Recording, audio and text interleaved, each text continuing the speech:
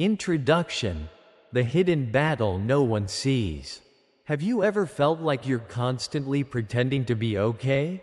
Not just tired, but emotionally exhausted from always showing up for others while collapsing in silence when you're alone? You're not weak, you're just human, in a system that never taught you how to protect your peace. Magnifying glass, body, the emotional cycle that keeps you trapped. Let's break this down logically. Most people live in a repetitive, draining pattern. You tell yourself, next time, I'll be calm, I'll set better boundaries, I'll be more disciplined.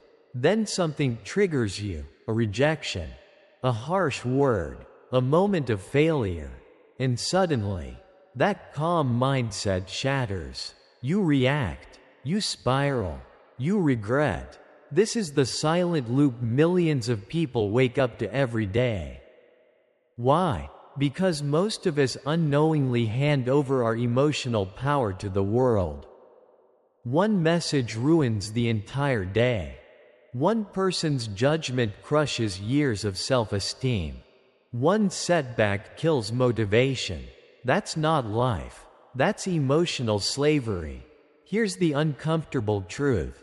Most people operate like puppets, pulled by invisible strings of impulse, fear, and external validation. But it doesn't have to be this way. Shield, solution, the Stoic alternative. Training the mind like a warrior. The Stoics, ancient philosophers like Marcus Aurelius, Seneca, and Epictetus, lived by a radically different code. They believed the real battlefield wasn't out there in the world. It was within, in the mind. Freedom is not found in controlling the world, but in mastering your response to it. Epictetus. They understood what modern psychology only recently caught up to. Emotions are not instructions. They are signals. And those who respond with intention rather than reaction, they become unshakable. This video isn't just philosophy. It's a toolkit. We're going to explore 10 brutal Stoic truths, not feel-good quotes, but real-world psychological strategies forged in ancient hardship and built for modern chaos. Bullseye, closing statement. Why this matters now. If you're tired of emotional volatility, constant overthinking, or chasing validation, you're not broken, you're just untrained. So before we begin, take a moment to breathe deeply. Let go of distractions, because once you internalize these principles, you won't need to control the world to find peace. You'll know how to master yourself. Let's begin. Part 1. Emotional Mastery. Train or be trained. Introduction. Why emotional strength is a skill, not a trait. Let's be honest. Most people were never taught how to handle emotions. We were taught to suppress them, justify them, or react to them, but rarely to train them. Think about the last time you got angry, jealous, or anxious. Was your reaction intentional or automatic? Here's the hard truth. If you don't train your emotions, they will train you, and often, they'll train you to be impulsive, reactive, and easily broken. Bar graph, body. Understanding the real nature of emotions.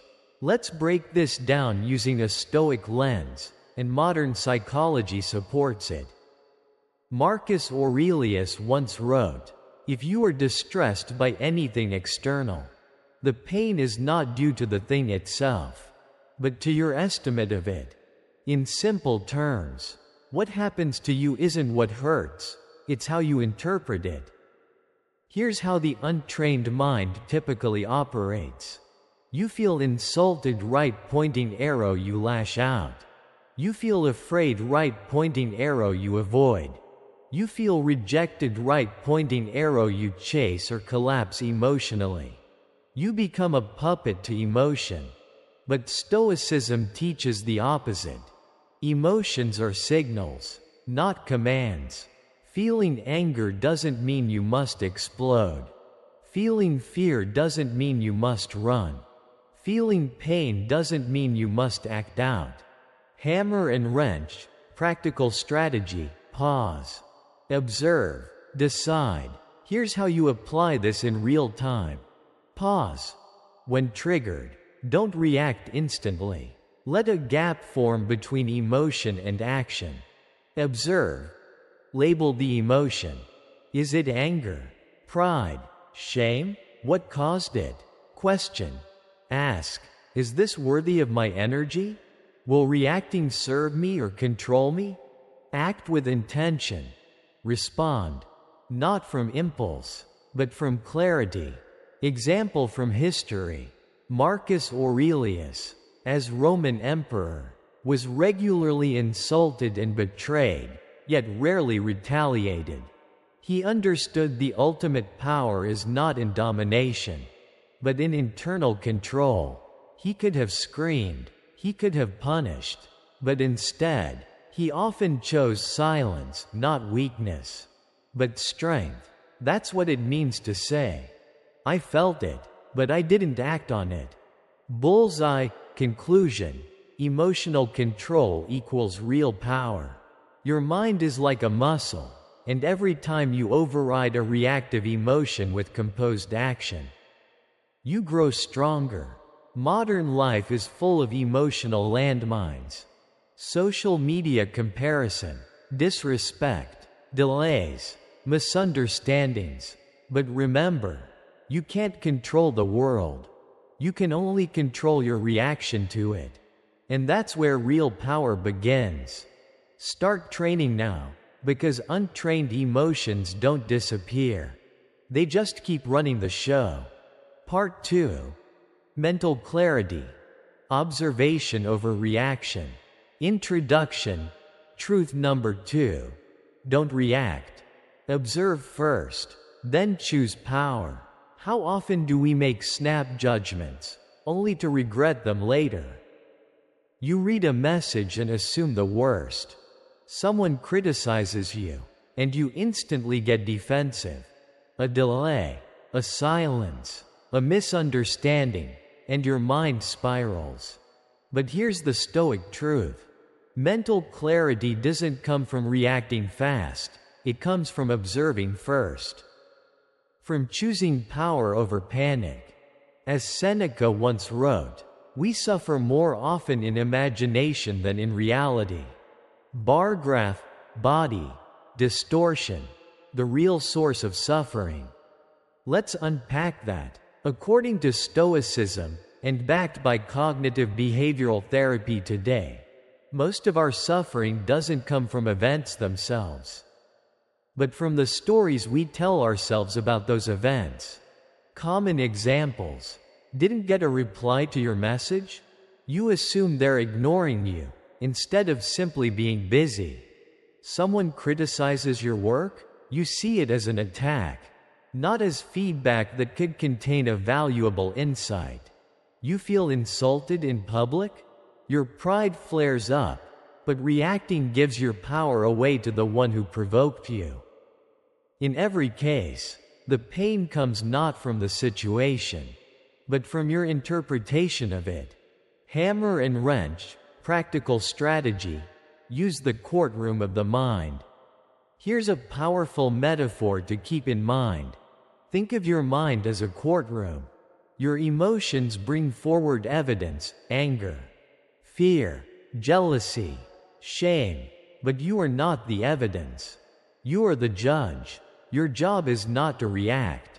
Your job is to observe, to cross-examine that emotion, to ask, is this thought based on facts or assumptions? Am I reacting to what happened, or what I imagined happened? What response gives me more power instead of less? This mindset shift creates space, and in that space, you gain clarity, calm, and control. Bullseye. Conclusion. Power lies in perception. We often think strength means reacting with intensity. But the Stoics knew real strength is the opposite. It's measured in restraint, in clarity, in conscious choice. So next time you're triggered, do nothing at first. Observe, question, then act, only if needed, and only from a place of power. Because when you learn to judge your emotions instead of obeying them, you become unshakable. Part 3. The Power of Stillness. Introduction. The War Within. Have you ever felt exhausted, even though you've done nothing physically demanding? Not tired from work, but from noise. From non-stop notifications, deadlines, opinions, arguments, scrolling. Your body is still, but your mind? It's a battlefield. And that's the hidden cost of modern life.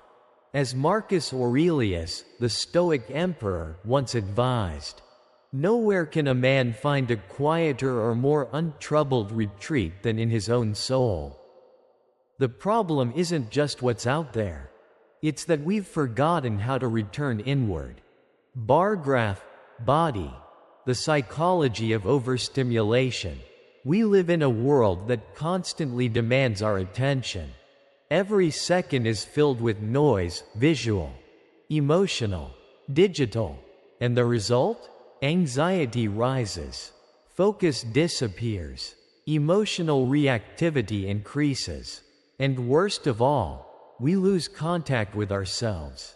It's like trying to think clearly while standing in the middle of a rock concert. The volume of the world drowns out your inner voice. But here's the truth. Clarity only comes when the volume is lowered. Hammer and wrench, practical strategy, creating a fortress of stillness. If you want peace of mind, you must protect it like a fortress. Here are 3 Stoic-based strategies you can apply starting today. Create daily stillness, at least 10 minutes, no phone, no noise. Just breathe and observe. Your brain processes and resets in silence, not in stimulation. Practice reflective journaling. Use 5 minutes to write what's on your mind. No filters, no edits. This isn't about productivity. It's about clarity. Guard your inputs. Every message, every piece of content is a mental intruder. Ask yourself, does this serve my inner peace? Or disturb it? Stillness isn't laziness. It's a strategy. It's where awareness is born. And awareness is what gives you power. Bullseye. Conclusion. Silence is not emptiness. The world tells us to go faster, do more, consume everything. But the Stoics taught the opposite. Retreat, reflect, recenter.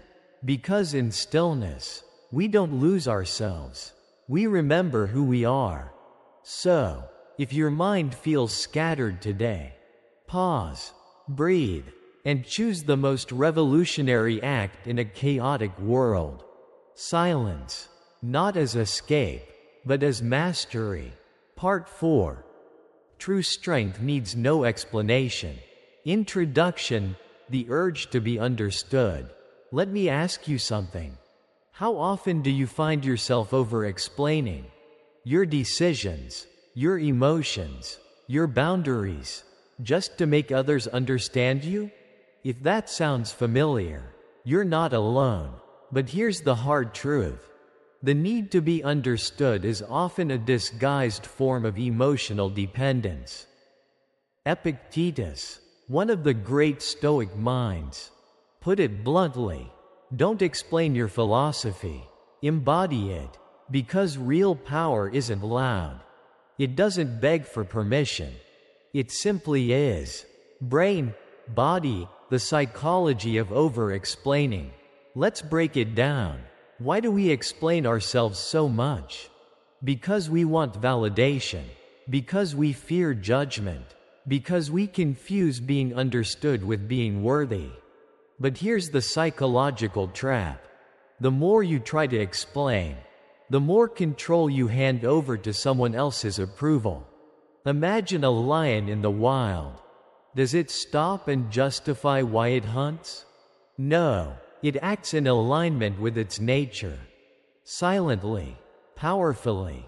Now compare that to our modern habit of justifying every boundary we set. Every opinion we hold, every path we walk, especially when it's different. Every unnecessary explanation is a silent apology for being yourself. And that's not strength. That's self-abandonment. Hammer and wrench, practical strategy, embody. Don't just announce. Here are 3 key strategies to live this Stoic truth. Practice silent conviction. If your actions are aligned with your values, let them speak. Don't dilute your power by narrating it. Resist the urge to over-clarify. Ask yourself, is this explanation necessary? Or am I seeking reassurance? Build internal validation. Journaling, reflection, and personal integrity build the kind of confidence that doesn't need an audience. When you stop needing everyone to understand you, you become free from their power to define you. Bullseye. Conclusion. Power doesn't apologize. The strongest people don't walk into a room trying to be understood. They walk in with a calm, quiet presence that says, I know who I am. That's enough. So next time you feel the urge to explain your every move, pause. And remember, a lion doesn't roar to prove it's a lion. It just moves, and the world adjusts. Part 5. The Art of Letting Go. Introduction. When holding on is what's holding you back, let's start with a question.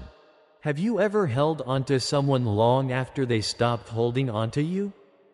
Whether it was a friend, a partner, or even a family member, we've all experienced the pain of letting go.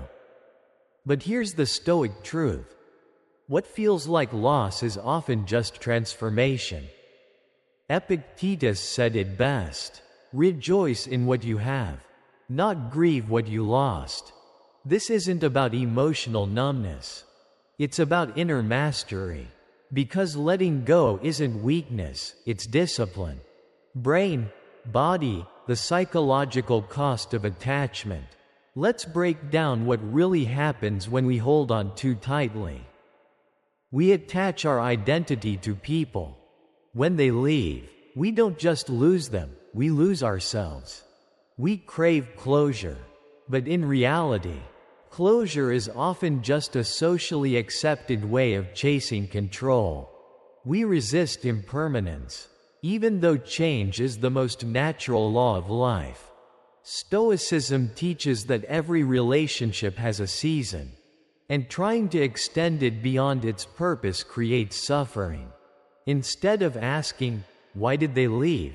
Ask yourself, what did this connection teach me about me?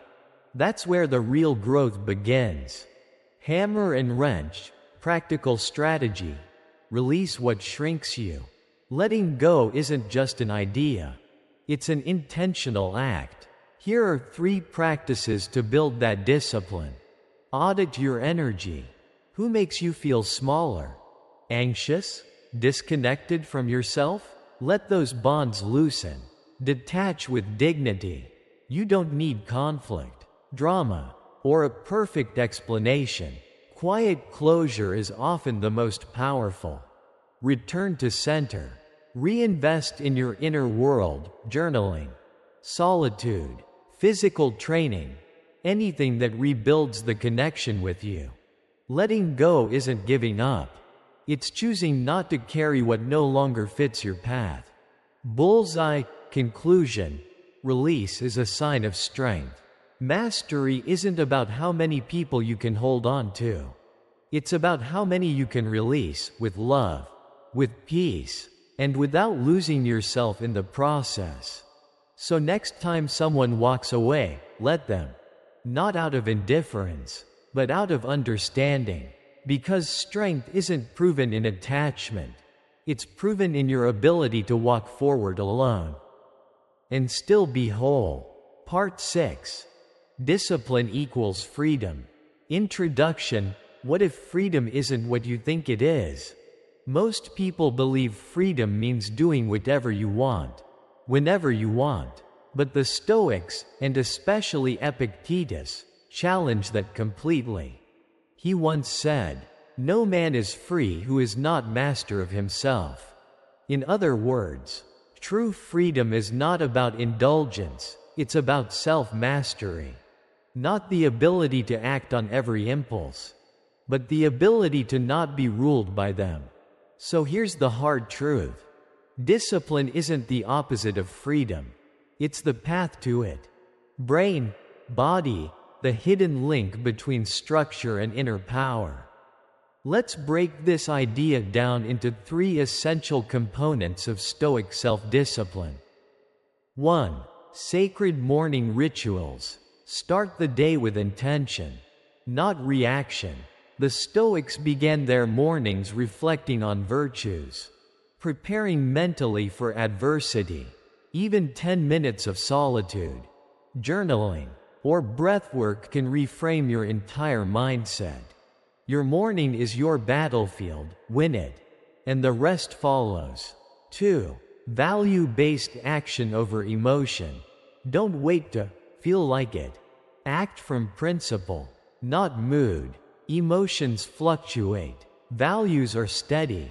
A warrior doesn't fight only when he's motivated. He fights when it's necessary. Freedom is doing what's right, even when it's uncomfortable. 3. Evening reflection as a discipline tool. End each day with a question. Where did I waste time or energy today? This reflection turns experience into wisdom. Self-awareness compounds over time. Just like compound interest, excellence is built in the small, repeated moments that no one sees. Bullseye. Conclusion. Discipline is identity in motion. Here's the Stoic paradox. The more disciplined you are, the more freedom you actually have. Why? Because you're not a slave to impulse. You're not at the mercy of distraction. You don't live reactively. You lead yourself.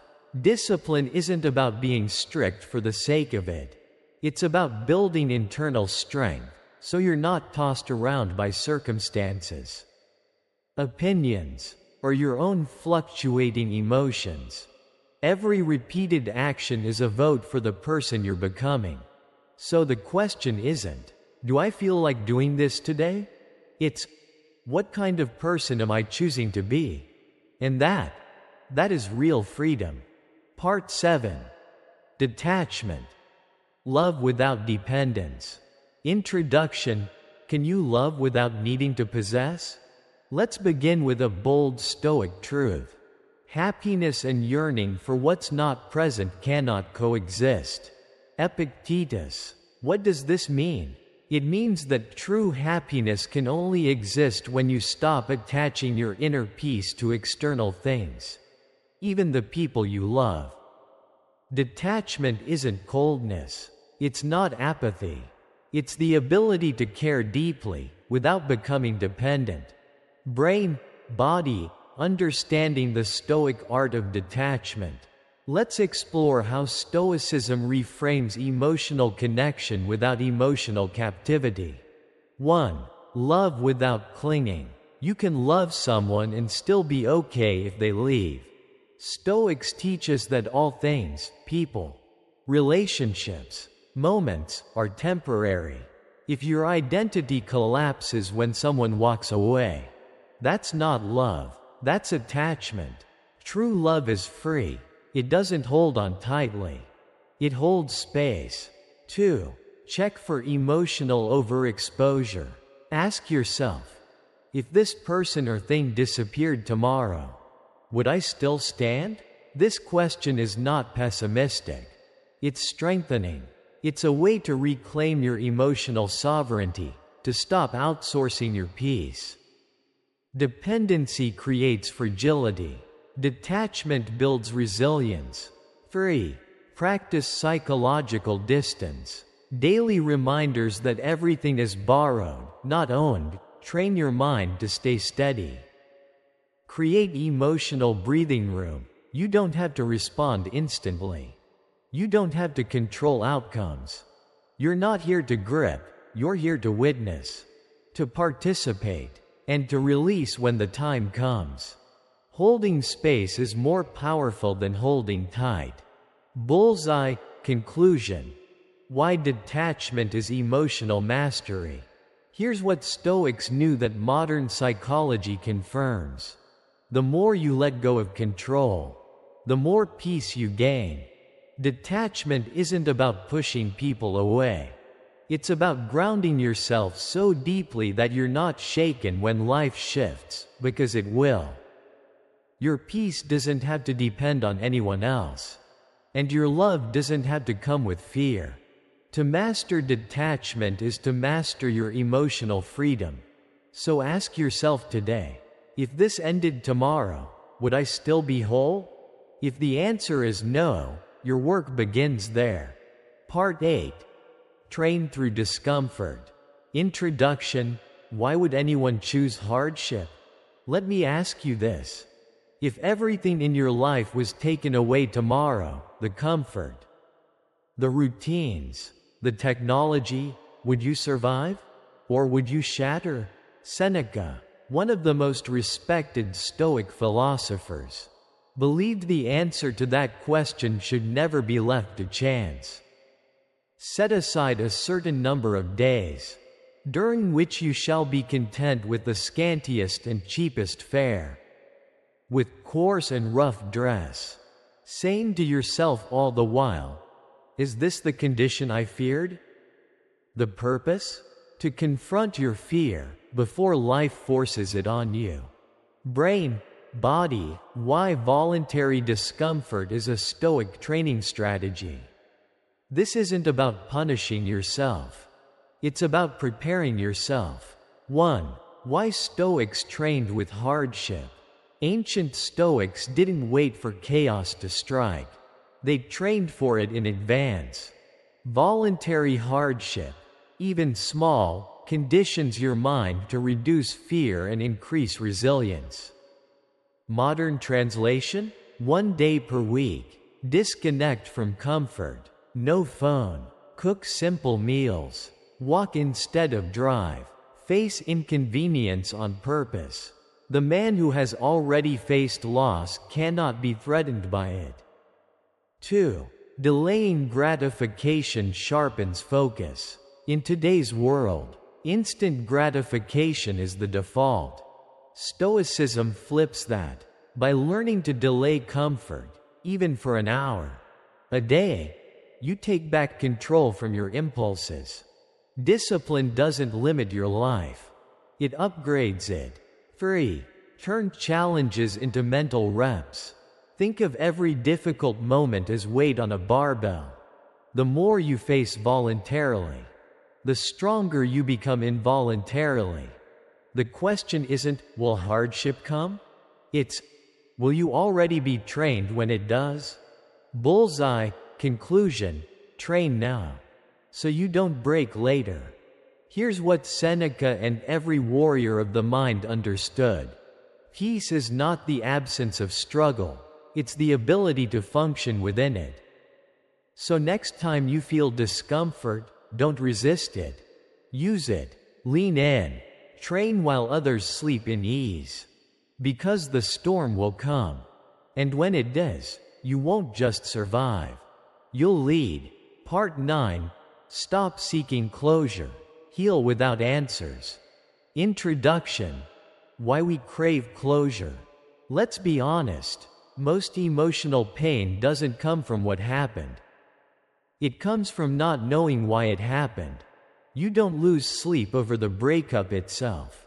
You lose sleep wondering why they changed, why they stopped calling, why they never told you the truth. But here's the Stoic truth. You don't need their apology. You need your peace back. In other words, the path to healing doesn't run through someone else's explanation. It runs through your decision to let go. Brain, body, why closure is overrated and acceptance sets you free. Let's break this down with clarity and logic. 1. Most people stay stuck waiting for answers. Whether it's an ex-partner, a parent who left, or a friend who disappeared, many adults spend years trapped in psychological limbo.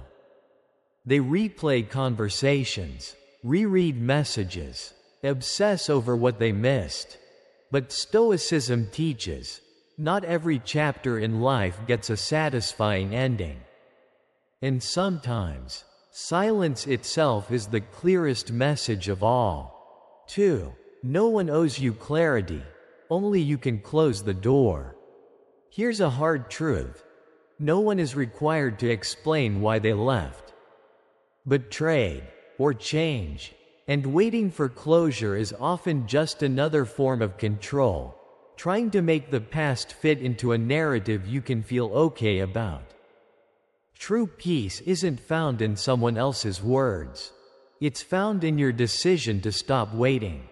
3. Stoic practice for letting go. Try this exercise. Write down what you're still hoping to hear, the apology, the explanation, the closure you're craving. Then burn it, literally. Watch it disappear, and feel the emotional weight start to lift. And finally, say this aloud, even without answers, I choose to move forward. Bullseye, conclusion. You don't need a clean ending. You need your freedom. Life isn't a movie. There won't always be a final conversation, a clean break, or a satisfying why. The Stoics remind us, freedom begins where attachment ends. You don't need their words to find peace. You need your own strength to choose it. Because at the end of the day, closure is not something you get. It's something you create. Part 10. Stop consuming, start creating your identity. Introduction. The passive trap of endless consumption. Let me ask you something. How much of what you consume today will shape who you become tomorrow? In our modern world, we're drowning in information, motivational videos, news cycles, self-help tips, Stoic quotes. But here's the problem. Most people don't need more content. They need more creation. You can scroll all day through Stoic wisdom, but if you don't take action, none of it becomes yours. The ancient Stoics didn't study philosophy to feel good. They practiced philosophy to become strong, internally and externally. Brain, body, from passive learner to active builder. Let's break this down in 3 key principles. 1. Information does not equal transformation. Marcus Aurelius didn't write Meditations for anyone else to read. He wrote to build his own mind, to fight his own weaknesses, to clarify his own values. True growth doesn't come from inspiration. It comes from implementation. Watching videos about discipline doesn't make you disciplined. Only practicing discipline does. 2. Stop saving. Start applying. How many quotes have you bookmarked? How many ideas have you saved for later? The truth is, we often consume as a way to avoid action.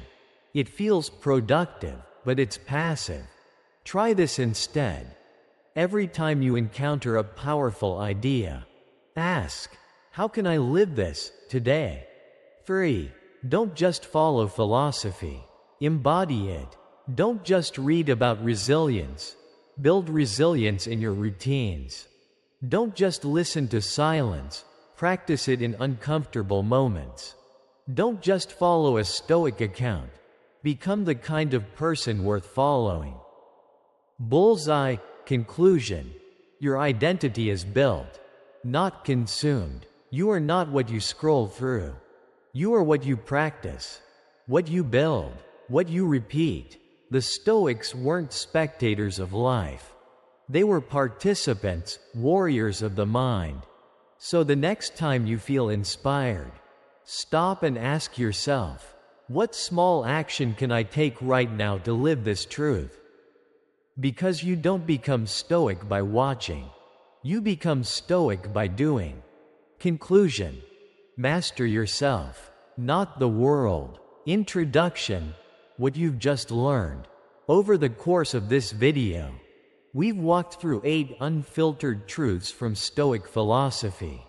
Not abstract theories, not feel-good affirmations, but battle-tested principles, designed for real life. These aren't lessons for emperors or philosophers living in ivory towers. They're for you, for the version of you navigating deadlines, heartbreak, uncertainty, and modern chaos. Brain, body, the real Stoic test is not theory, but action. Let's be clear, you don't need more motivation. You don't need to wait for a perfect moment. What you do need is awareness and repetition. Because in Stoicism, knowledge without action is just decoration. Ask yourself this one powerful question daily. Am I being ruled by emotion or guided by wisdom? That question is the mirror. And your daily behavior? That's your answer. You can read every Stoic quote, but if you still react with anger, chase approval, or fear discomfort, then nothing has changed. True transformation happens only when insight becomes habit. Shield, conclusion, quiet strength over loud noise. In the end, the Stoic goal is not to control the world, it's to master yourself within it. To become the kind of person who doesn't flinch at uncertainty, doesn't beg for closure, doesn't seek validation, but moves with calm purpose. You don't need to announce your strength. You live it, quietly, consistently. So let's close with a Stoic affirmation, not for your notebook, but for your daily life. I walk through this world with quiet strength. Let that guide you, not just today, but every day forward. Not because it's easy, but because it's who you've decided to become. If this video gave you clarity, strength, or a moment of stillness, pass it forward. Speech balloon, leave a comment with the Stoic truth that hit you hardest. Thumbs up, like the video to support the message. Bell, subscribe for more timeless insights on building inner power and peace. This channel isn't for entertainment. It's a training ground for the mind. Walk with us and grow stronger, one principle at a time.